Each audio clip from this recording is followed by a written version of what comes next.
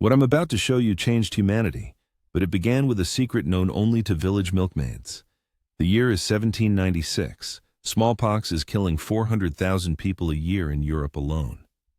1 in 3 who contract the disease dies. Survivors are disfigured for life. It wasn't just a disease, it was a death sentence. Yet, amidst this chaos, there was one group of people who rarely fell ill. Their secret was so strange that no one believed it.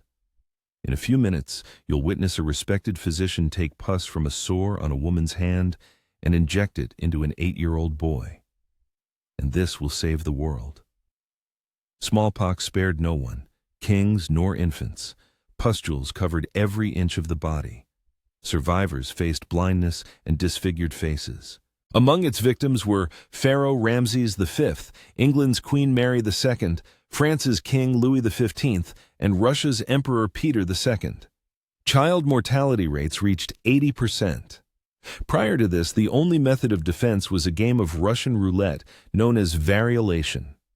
Patients were inoculated with the actual smallpox virus, hoping for a mild form of the disease. But 2 to 3% of people died from the procedure itself. It was a desperate measure in a world without hope. In villages, it had long been whispered, milkmaids who contracted harmless cowpox from cows never suffered from smallpox. They would only develop a few sores on their hands. Their hands might be scarred, but their faces remained clear.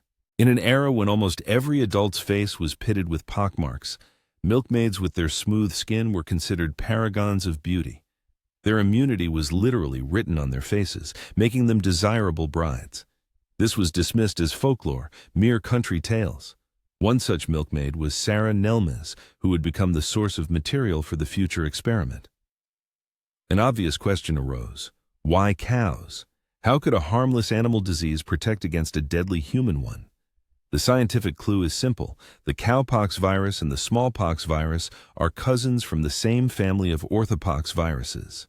An immune system, once taught to recognize one, could easily identify and attack the other.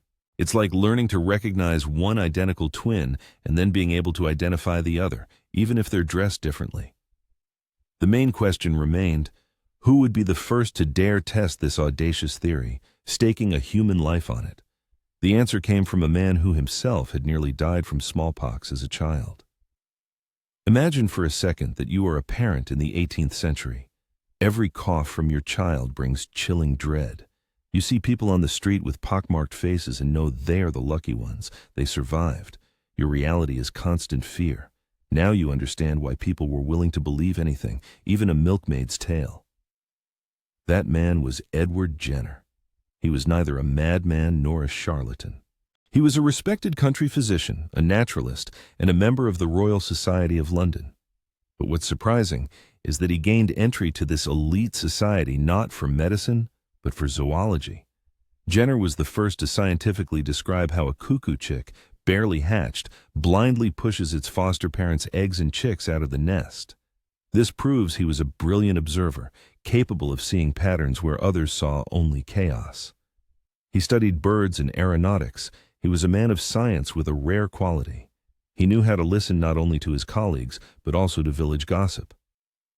He also had a personal reason to despise smallpox. At 8 years old, he himself underwent variolation. The procedure was called preparation. He was locked in a stable for several weeks with other boys. They were starved, given laxatives, and bled to purify their bodies before the live virus was rubbed into their skin. This childhood horror left him with more than just scars. It left a burning desire to find another way. He knew the cost of the disease firsthand.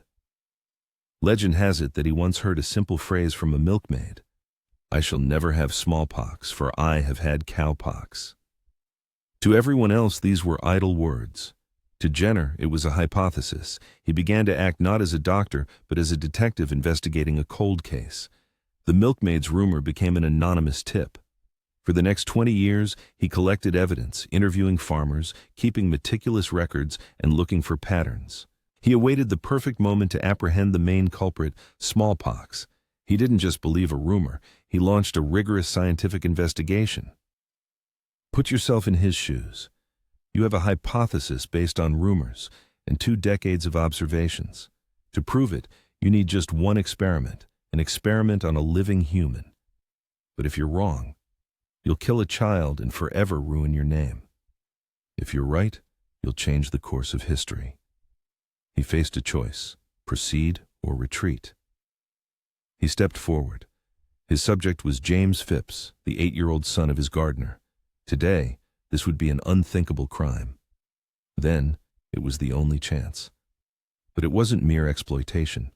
Jenner took full responsibility for the boy's family. He later gifted the Phipps family a cozy cottage with a garden where James would live his entire life. This doesn't justify the risk. It's the human element of the transaction. Jenner chose an absolutely healthy boy who had not yet suffered from either cowpox or smallpox. The stakes were at their highest. On May 14, 1796, Jenner proceeded.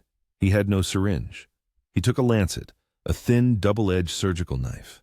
He made 2 small incisions on James's arm. It looked more like applying a tattoo than an injection.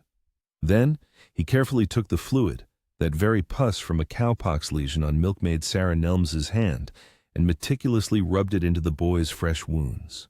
All of this took place not in a sterile laboratory, but in an ordinary country house in the English countryside. Any mistake, any external contamination, could have led to disaster. The reaction was swift. James developed a slight fever and felt unwell. Characteristic lesions appeared at the incision sites, exactly like those on the milkmaids. Jenner called this fluid lymph and the process inoculation, borrowing the term from the old deadly variolation. But within a few days, the boy had fully recovered. The first stage was successful. James was healthy, but this proved nothing. To complete the experiment, Jenner had to do the most terrifying thing: attempt to infect him with the deadly disease. Let's pause. From a 21st century ethical perspective, Jenner's actions are a 10 out of 10 on the unacceptable scale, an experiment on a child without his consent with a potentially fatal outcome. But from an 18th century perspective, where a child's death from smallpox was commonplace, it was an act of incredible bravery. This is a perfect example of how morality changes over time, while a scientific result remains eternal. The culmination arrived 6 weeks later, on July 1st. Jenner began the second part. This time, he took material not from a harmless cowpox lesion. He took pus from a pustule of a patient suffering from actual deadly smallpox. And again, he rubbed it into the incisions on James Phipps's arm. But he didn't stop there. In subsequent months, he repeatedly inoculated the boy with the smallpox virus to be absolutely certain that the protection would not wane. He transformed the child into a living, invulnerable fortress. This was no longer a test of a hypothesis. It was a direct, repeated attempt at infection. Days of agonizing anticipation began. Every cough, every sneeze, any rise in temperature could have meant failure and death. Day after day, nothing happened. James Phipps remained absolutely healthy. The deadly disease did not take hold. The protection worked. This was the world's first biological armor. Jenner didn't just give the boy medicine. He installed software on his immune system that automatically recognized and destroyed the deadly virus upon contact. He didn't just find a treatment. He found a way to make a human invulnerable. It was a triumph. In his records, he would later describe not only the scientific details, but also his personal human relief. These are not just dry facts. They are the cry from the soul of a scientist who staked everything and won. Here are his words. "I anticipate with rapture the eradication of smallpox. That most dreadful scourge of the human species must be the final result of my labors."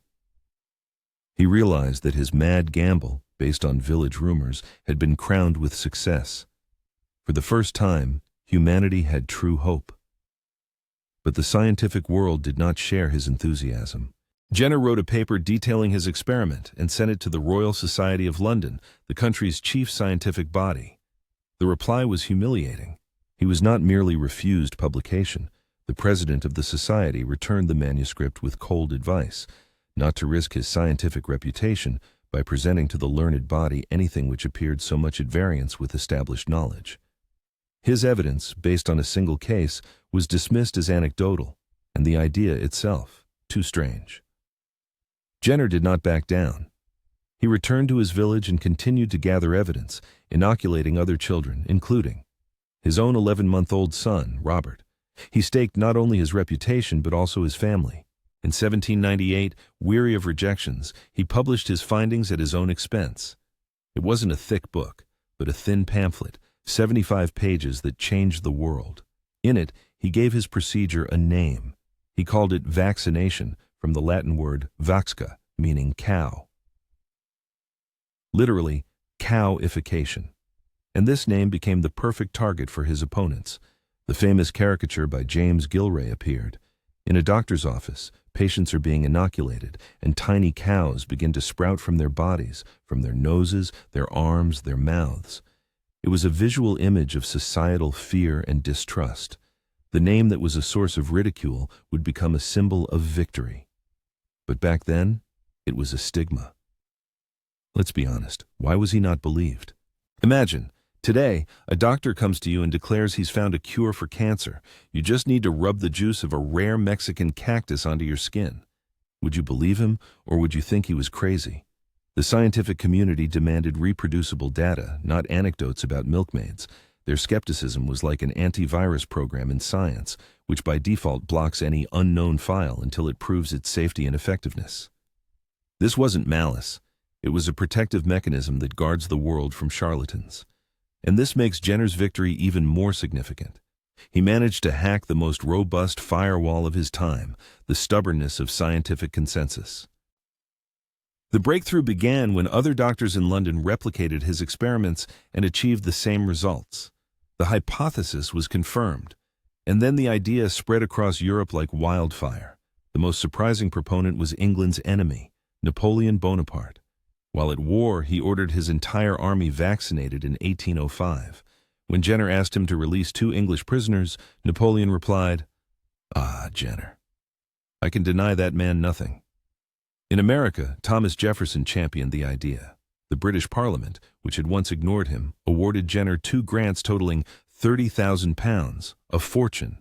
The country doctor, ridiculed for his cowpoxing, was officially transformed into a savior of humanity.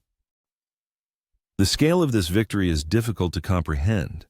In the 20th century alone, according to World Health Organization estimates, smallpox killed between 300 and 500 million people. That's more than the casualties of World War I and World War II combined. Jenner's invention halted this endless genocide. The mortality curve, which had climbed for centuries, plummeted rapidly after 1800. It was humanity's first man-made miracle in medicine. But humanity went further. It decided not just to contain the enemy, but to completely destroy it. In the 20th century, a global program for the eradication of smallpox was launched, codenamed the Intensified Smallpox Eradication Program. The last person in history to contract smallpox naturally was Somali cook Ali Mal Malin in 1977. He survived. In 1980, it was officially declared smallpox had been eradicated. It is the only human disease we have wiped off the face of the earth. The virus that terrorized humanity for thousands of years officially exists today in only 2 places on the planet, in high-security laboratories in Russia and the USA. But Jenner did more than just defeat smallpox. He discovered the very principle of immunization, the idea that the body can be taught to fight an enemy by showing it a weakened copy. Louis Pasteur, the creator of vaccines for rabies and anthrax, in homage to Jenner, insisted that all such preparations be called vaccines. He forever cemented in science the memory of those cows, vaca, and of that first success. All modern vaccines, from measles to COVID-19, are direct ideological descendants of that risky experiment on an 8-year-old boy. Perhaps you have a small, round scar on your shoulder. It's a vaccination mark. Look at it. This scar is like a stamp in your body's passport, confirming that you are a citizen of a world protected by science. This small mark on your body is a direct legacy of the story you've just heard. It is physical proof of how one person's courage nearly 250 years ago protects you personally today. This story is not just a fact from the past, it's a protocol, a three-step instruction that still works. Lesson 1. Listen to non-experts. Great ideas are often hidden in folk wisdom. The milkmaids knew the answer long before the scientists. Today, this is called citizen science, where thousands of amateurs help astronomers find new planets. It's important not only to have knowledge, but also to know how to listen. Lesson 2. Test and practice. The most beautiful hypothesis is nothing without an experiment. Jenner risked everything to turn theory into fact. This is the prototype of the minimum viable product principle from Silicon Valley. He didn't write treatises, he created a product, one inoculation, and tested it in real-world conditions. And lesson 3, fight for the idea. The world isn't ready for a revolution. Your discovery will almost certainly be rejected at first. Be prepared to defend your truth, even if you have to publish it at your own expense. This protocol led humanity along an incredible path, from a village rumor, through an experiment bordering on criminal, through the wall of academic arrogance, to a world free from an ancient plague. Centuries-old fear, which disfigured faces and claimed children, was replaced by hope. All thanks to the courage of one man who saw a signal in the noise. Here he is, Edward Jenner. And here is Ali Ma'al Malin, the last person to contract smallpox naturally. With him, that war ended. Forever. Now, for the main question. What was this more than anything? A brilliant scientific insight based on years of observation, or a mad gamble that just got lucky? Write just one word in the comments. Genius or gamble? Let's see which view prevails. Thank you for watching. Subscribe to the channel so you don't miss our next investigations into great scientific breakthroughs. Like this video if you believe such stories deserve to be heard. And remember, sometimes the biggest discoveries begin with the simplest question. What if? Então.